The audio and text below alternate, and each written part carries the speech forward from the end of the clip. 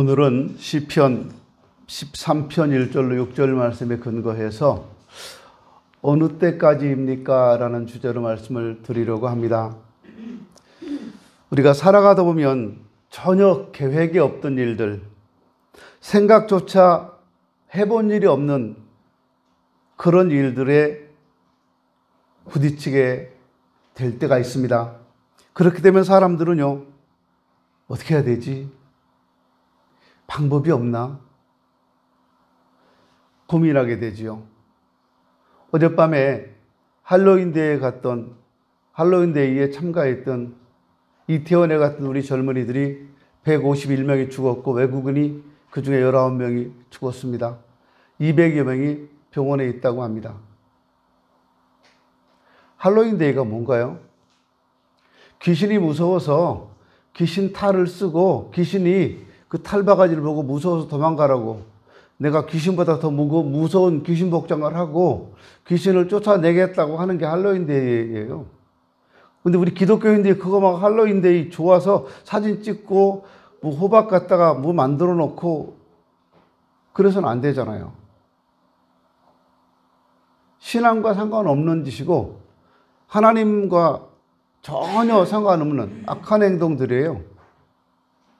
그런데도 사람들이 너무 많이 가는데, 사진을, 죽은 사람들 시체를 길에다 쫙 늘어놨는데 대부분 죽은 사람은 여자들이더라고요.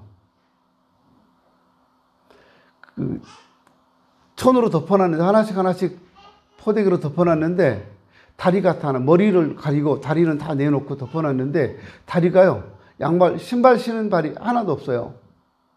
다 벗겨진 다리예요. 보니까 다 여자들이에요. 아무래도 남자들은 힘이 세니까 버티거나 피하거나 했던 것 같아요. 그렇다고 남자들은 안 죽었다는 게 아니라 중간중간 남성들의 시체도 있었는데 여성들의 시체는 훨씬 많았어요. 제가 현장에 간 게 아니라 사진을 찍어서 쭉 놔둔 걸, 진열한 걸 봤어요. 20대가 가장 많고 30대, 10대도 있고요.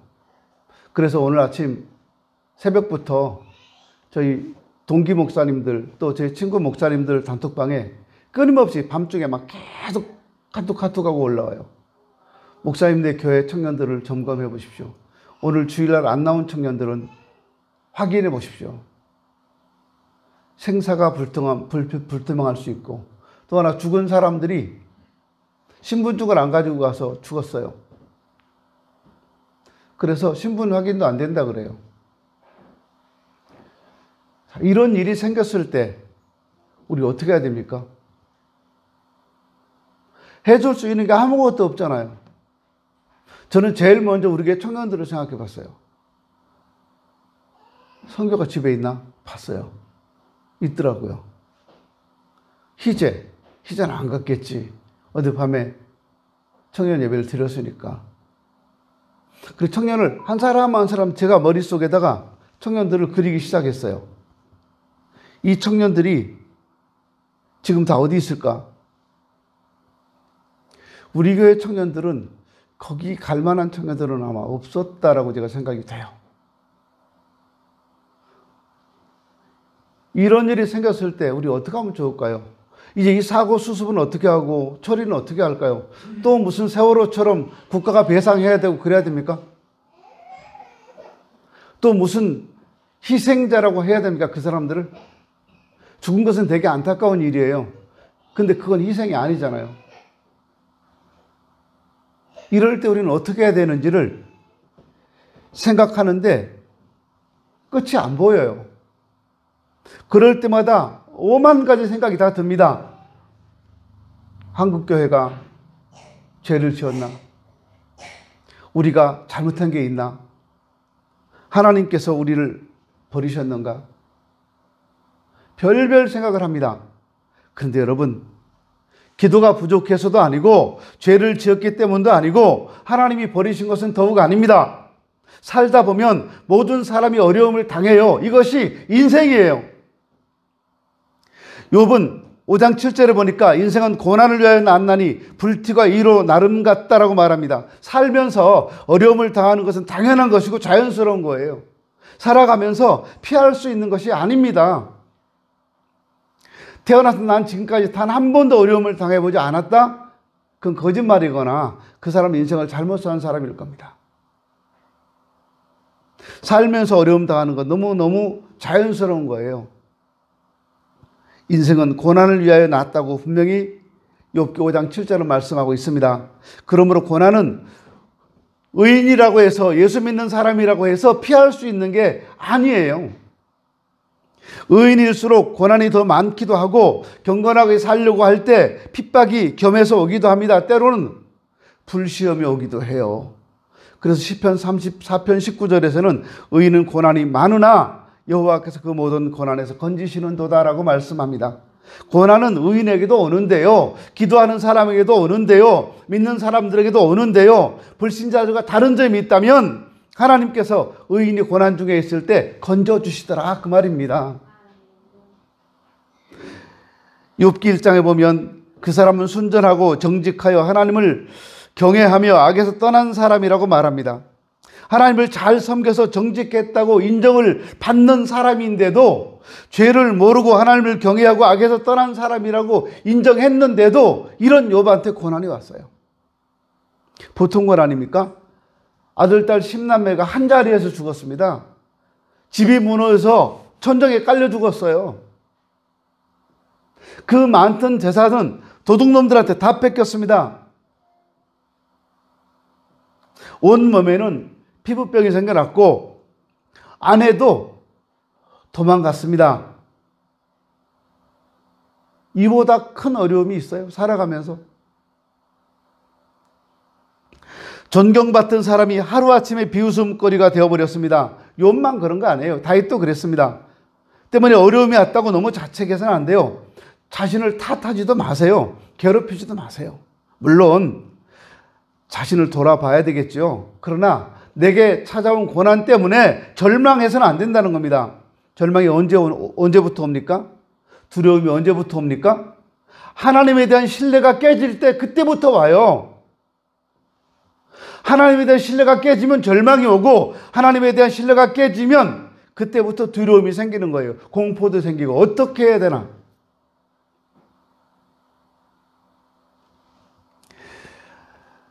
욥도 고난을 당하더라. 다윗도 고난을 당하더라. 인생이 땅에 티끌에서 왔기 때문에 고난 당연한 것이다. 이런 마음이 있을 때 고난을 이길 수 있는 거예요. 장은성이가 조금 전에 MSG나 막 떠들어대고 소리 질러대고 했어요. 저 아이가 아빠 사업이 잘 되는지, 엄마가 건강하신지 저 아이가 관심이 엄청 많을까요? 아침마다 일어나서 아빠 사업은 잘 돼요? 오늘 아빠 무사고 운전해야 되는데 괜찮으실까? 엄마 어떠세요? 몸에 열은 없으세요? 애가 그래요? 안 그래요. 저 아이는 모든 걸 부모님께 맡겨요. 그리고 자기 하고 싶은 대로 하는 거예요. 그럼 부모님이 다 책임져 주잖아요. 애가 넘어지면 얼른 가서 일으켜 주시고요. 애가 추울까봐 겨울철엔 돌돌 말아가지고 오고요. 여름철엔 더울까봐 벗겨놓고 그래요. 근데 우리는 왜 하나님을 그렇게 의지하지 않냐는 거예요. 그렇게 하나님을 의지할 때 하나님이 책임져 주시는 거예요.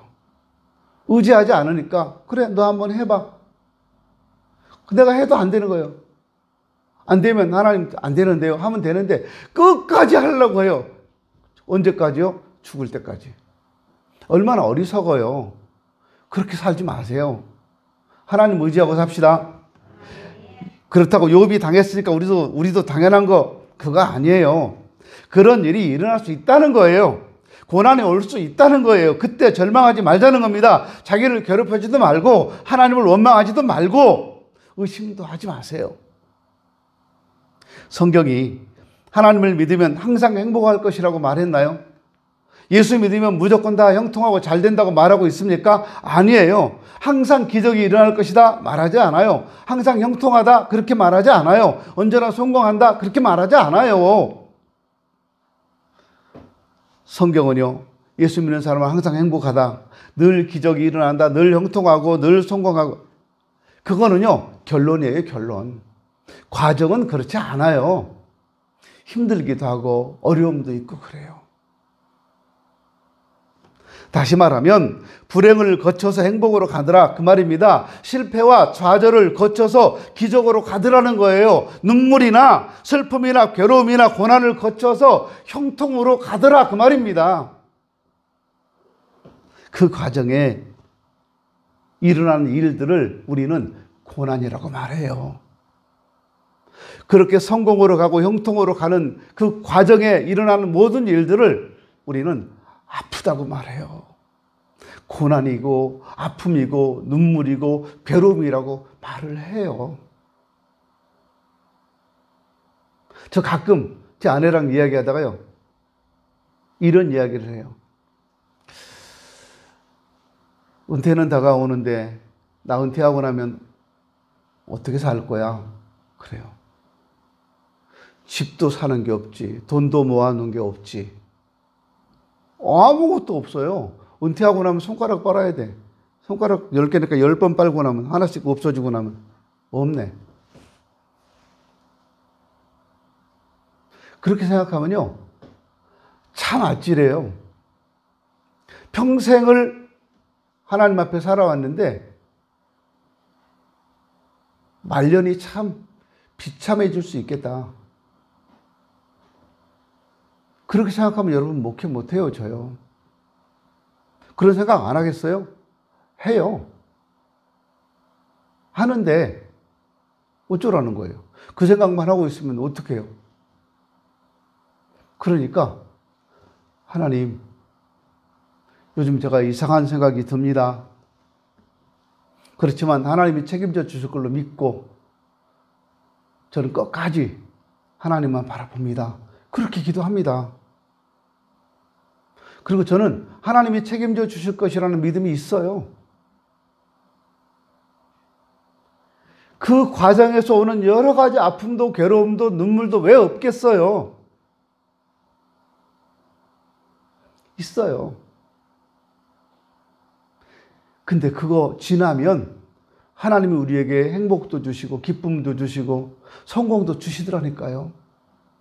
그런 과정이 없이 되는 건 아무것도 없어요.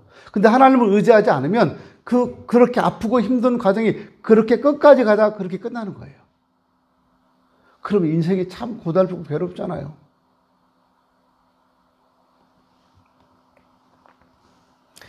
하나님은 나에게 있는 고난을 가지고 형통을 만들어내시고 나에게 있는 고통과 절망을 가지고 기쁨과 감격을 만들어내시는 분이십니다.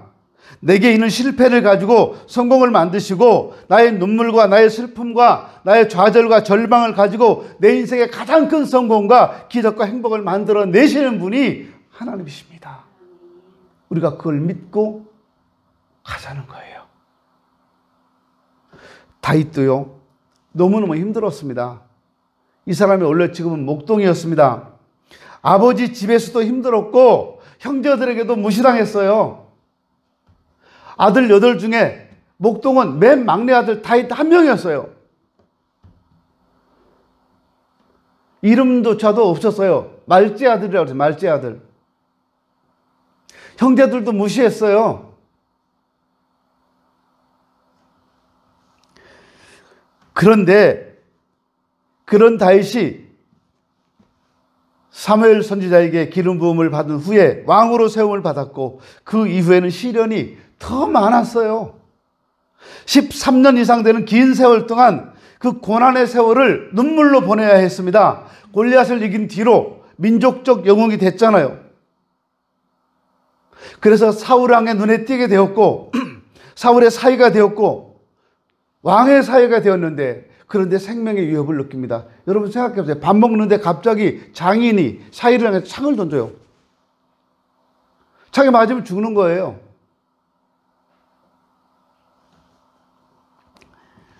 그렇게 생명의 위협을 느낍니다. 골리앗으로부터 나라를 지켜줬는데 골리앗으로부터 생명을 지켜주었는데 남은 거는 자기 자신이 생명의 위협을 느끼는 거였어요. 온 나라가 원수가 되었고 결국은 남의 나라로 도망가서 미친 사람처럼 침을 질질 흘리면서 그렇게 살아야 하는 수모를 경험했습니다. 고난을 당해야 될 이유가 전혀 없는데도 다윗은 모진 고난 속에 살아야 했습니다. 그래서 오늘 본문 1절, 2절에 보니까 다윗은 하나님을 향해서 이렇게 말합니다. 왜 안 돌아오십니까? 왜 안 도와주십니까? 언제까지 이렇게 살아가려고 하십니까? 이렇게 말해요. 여러분 그런 생각 안 드세요? 언제까지?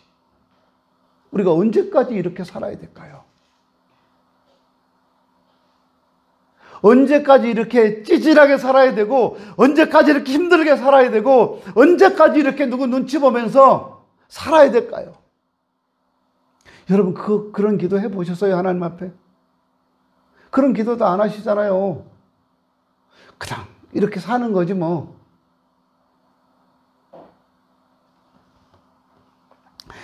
내가 하루 종일 괴로워하고 근심합니다. 그래서 내가 죽어버리려고 합니다. 하나님. 이렇게 말해요. 지금 다윗이. 마치 하나님이 안 계신 것 같아요. 그런데 시편 14편 1절에 보니까요. 어리석은 자는 그 마음에 하나님이 없다 라고 한다고 해요. 눈에 보이는 것으로 치면, 귀에 들리는 것으로 치면 안 계신 것 같은데요. 이럴 때 우리는 어떻게 하면 좋을까요? 눈에 보이는 대로 살아가는 믿음 없는 사람들 같이 우리도 하나님이 안 계신 것처럼 막 살아도 될까요? 세상이 그러니까 우리도 그렇게 할까요? 이럴 때 우리는요, 다윗처럼 눈을 열어달라고 기도해야 합니다. 3절에 보니까 다윗은 나의 눈을 밝혀주십시오라고 기도합니다. 아무것도 안 보일 때, 아무리 기도해도 아무리 부르짖어도 응답이 없을 때 하나님 내 눈을 열어 보게 해 주십시오라고 다윗은 기도하고 있어요. 하나님을 보게 되면 5절에 말씀에 있는 것처럼 하나님의 사랑을 알게 되고, 그 사랑을 발견하게 되면 6절에 있는 말씀처럼 하나님을 찬송하게 되어 있습니다. 하나님을 못 보면 기도하면서도, 교회 다니면서도, 예배를 드리면서도 절망하게 되어 있어요. 그러니까 아무리 다시 교회로, 다시 예배로, 다시 기도로 아무리 외쳐도 마음에 와 닿는 게 하나도 없는 거예요. 그런데 하나님이 내 삶에 함께 하시는 걸 보면 용기가 생기고 힘이 생깁니다. 이것이 믿음의 능력입니다. 열왕기하 6장에 보면 아람 나라가 이스라엘을 차지하려고 군대를 보내는데 보낼 때마다 늘 막힙니다. 이유가 뭡니까? 하나님의 사람 엘리사가 기가 막히게 알고 군사들을 길목에 배치해서 아람 나라가 들어오면 그냥 매복했다 치는 거예요. 그래서 아람 왕이 엘리사가 사는 도단성에 군사를 보내서 밤새 성을 포위합니다. 아침에 사환이 자고 일어나서 보니까 아람 군대가 이 성을 포위하고 있어요. 큰일 났잖아요. 너무 놀라서 이 사환이 엘리사한테 옵니다. 아, 내 주여 어찌하오리까? 무슨 말이에요? 선지자님 어찌할까요? 아람 군대가 쳐들어왔어요. 겁나는 상황이잖아요. 두려운 상황이잖아요. 근데 선지자는 이렇게 말합니다. 두려워하지 마. 우리와 함께 한 자가 저 사람들보다 더 많다? 이렇게요. 뭔 얘기예요? 지금 우리 2명밖에 없고 아람 군대는 이 성을 포위하고 있는데 우리와 함께 한 자가 어디 있어? 지금 이 사환의 마음속에는 그런 마음이 들어요. 영의 세계를 보는 사람은 두려움을 이기게 되고 용기가 생깁니다. 그래서 하나님을 기대하게 됩니다. 영의 세계를 못 보는 사람은 문제만 보고 그 일만 보기 때문에 절망하게 되고 두렵게 되는 겁니다. 삶 속에서 하나님을 알게 되고 하나님이 하시는 일을 경험하다 보면 두려움이 없어져요. 전에는 아무것도 모를 때, 눈에 보이는 게 전부일 때는 두려웠었는데 눈이 열려서 하나님을 보게 되면, 하나님이 하시는 일을 보게 되면 두려움이 없어집니다. 아, 하나님이 항상 함께 하시는구나. 홍해 앞에서도 하나님이 함께 계셨고 40년 광야 생활에서도 하나님이 함께 계셨습니다. 그리고 지금도 하나님은 우리와 함께 하십니다. 나의 눈을 밝혀주십시오. 두려운 일이 있으면 눈을 열어달라고 기도하세요. 그래서 하나님이 하시는 일을 보게 해달라고 기도하십시오. 눈이 열리면요, 하나님의 사랑을 알게 됩니다. 믿음이 다 다르잖아요. 각 사람마다 다 다르지만 하나님을 만났을 때와 그렇지 않았을 때는 또 달라요. 단순하게 기도하고 교회 잘 다니고 예배 잘 들을 때 믿음과 기도하다가 하나님을 만났을 때 믿음은 너무너무 다릅니다. 게하시가 엘리사 선지자를 따라다니면서 배우고 훈련받았고 또 아람 군대가 성읍을 포위한 걸 볼 때도 믿었지만 눈이 열려서 하늘에 불말과 불병거를 본 후에 이 게하시의 믿음은 달라졌어요. 다윗이 그 고난 속에서 절망하며 고통 속에 부르짖으면서 하나님 언제까지입니까? 언제까지입니까? 그랬더니 하나님이 눈을 열어 보게 해주셨어요. 그 후에 다윗은 이렇게 고백합니다. 아, 하나님은 사랑이시구나. 내가 비록 온전치 못함에도 하나님은 사랑하시는구나. 사망의 음침한 골짜기에서도 함께 하시는구나. 원수의 목전에서도 함께 하시는구나. 다윗은 그걸 알게 됐어요. 우리가 고난 중에도 낙심하지 말아야 될 이유가 여기 있습니다. 하나님이 언제나 함께 하신다는 겁니다. 여러분 이 사실을 믿으십시오. 하나님이 항상 함께 하십니다. 우리가 아무리 어렵고 아무리 힘들고 아무리 괴로운 상황이라도 하나님은 우리와 함께 하십니다. 이걸 믿지 못하면 힘들어서 못 살아요. 하나님의 사랑을 알고 나면 찬송하게 됩니다. 6절에 보면 내가 여호와를 찬송하리니 이는 주께서 내게 은덕을 베푸심이로다 라고 말씀합니다. 시편 103편에서도 우리의 죄를 따라 우리를 처벌하지는 아니하시며 우리의 죄악을 따라 우리에게 그대로 갚지는 아니하셨다라고 말합니다. 하나님은 우리가 죄 지은 대로 범죄한 대로 갚아주시는 분이 아니에요. 왜 하나님이 아버지십니까? 아버지는 우리 죄를 위해서 독생자를 주셨습니다. 이것이 갚을 수 없는 사랑이에요. 나는 죄를 짓고 또 짓고 실수하고 또 실수하지만 그런데도 하나님은 참아주시고 덮어주시고 또 사랑해 주시잖아요. 에베소서는요, 하나님의 사랑에 대해서 말합니다. 하나님의 사랑은 넓이도 길이도 깊이도 높이도 측량할 수 없다라고 말해요. 그래서 하나님을 찬양하게 되고 그래서 하나님께 감사하게 되는 겁니다. 우리 눈에 보이는 게 전부가 아니에요. 우리 귀에 들리는 게 전부가 아니에요. 눈에 안 보여도 하나님이 계시고 귀에 안 들려도 하나님이 계십니다. 눈에 보이는 것이 아무리 커 보여도 눈에 안 보이는 하나님은 훨씬 더 큰 분이십니다. 어젯밤에 일어난 할로윈데이 사건, 할로윈 축제로 인해서 수없이 많은 젊은이들이 죽었는데 151명이나 죽었는데 현재까지입니다. 200명 정도가 병원에 입원해 있는데 이 사건 속에서 이 사고 속에서 하나님이 우리에게 주시는 말씀이 뭘까요? 우리는 이거 보면서 참 안 됐다 이렇게만 할까요? 우리가 여기서 깨달아야 될 게 있을 텐데.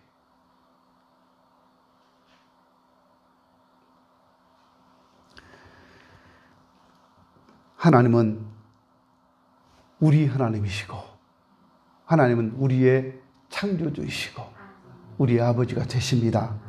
하나님을 향해 언제까지냐고 묻지만 말고 세상 끝날까지 참고 기다려주시는 하나님을 믿고 한번 기다려보세요. 지금 내가 당한 어려움도 고난도 그 하나님을 믿고 기다려보세요. 믿음 없이 기다리면 헛것이에요. 그러나 하나님이 해결해 주실 걸 믿고 기다려보세요. 그 하나님께서 반드시 우리의 원한도 풀어주시고 우리의 원수도 갚아주시고 우리가 당면한 모든 힘든 문제도 다 해결해 주시고 우리를 가장 행복한 길로 인도하실 것입니다. 왜냐하면 우리는 하나님의 자녀들이니까요. 잊지 마십시오. 우리는 하나님의 자녀입니다. 기도합니다.